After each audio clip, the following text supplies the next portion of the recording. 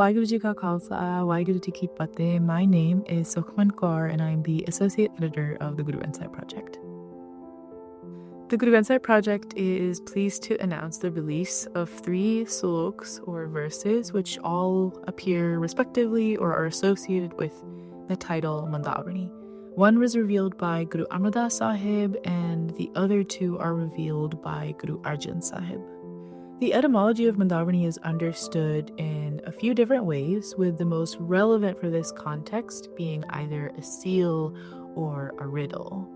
Culturally, we can also understand this analogy through quite an old Punjabi tradition wherein a plate of food is served to the groom's family by the bride's family, but the food can only be consumed upon solving a riddle. So this is like some kind of form of like bujarta that sometimes we play nowadays. We see this idea of a seal or a riddle incorporated in a number of ways throughout these 3 verses.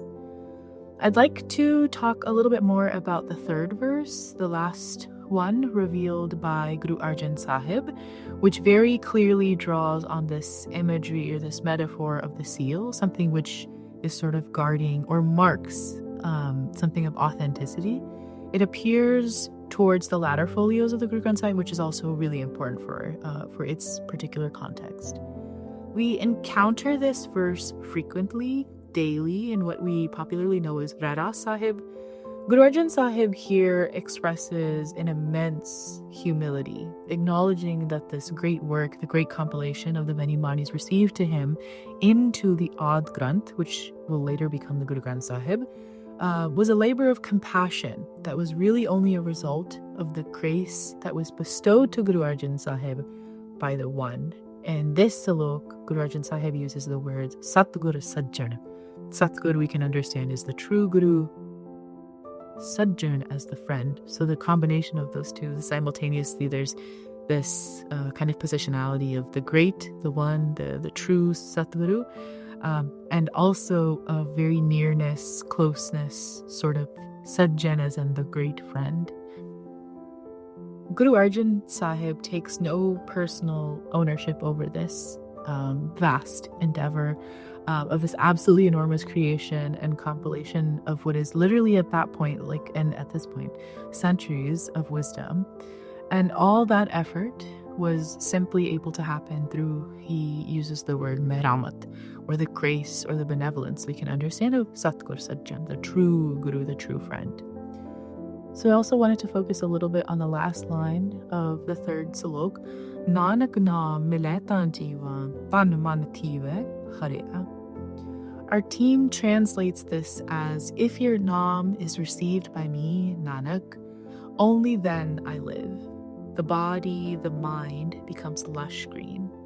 I think we can all relate to looking at a landscape through a photo or a film, or even being in a landscape physically and being sort of overcome by its immense beauty. We might picture like a lush green field or a field of wildflowers, a full forest full of life, or a river flowing through a green mountain valley.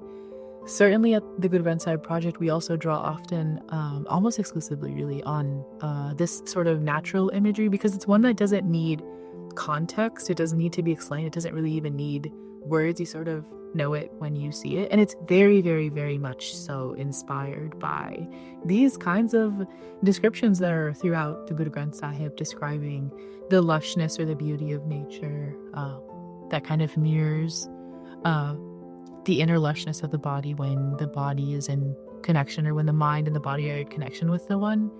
Whatever those images are for us, they deliver this sense of boundless life and vigor we can relate to of what is being described here. But this feeling of fullness and aliveness is only a result of what? Guru Arjan Sahib says that it's upon receiving the naam of IkOankar, receiving the identification with the One, that the mind and the body blooms forth in greenery.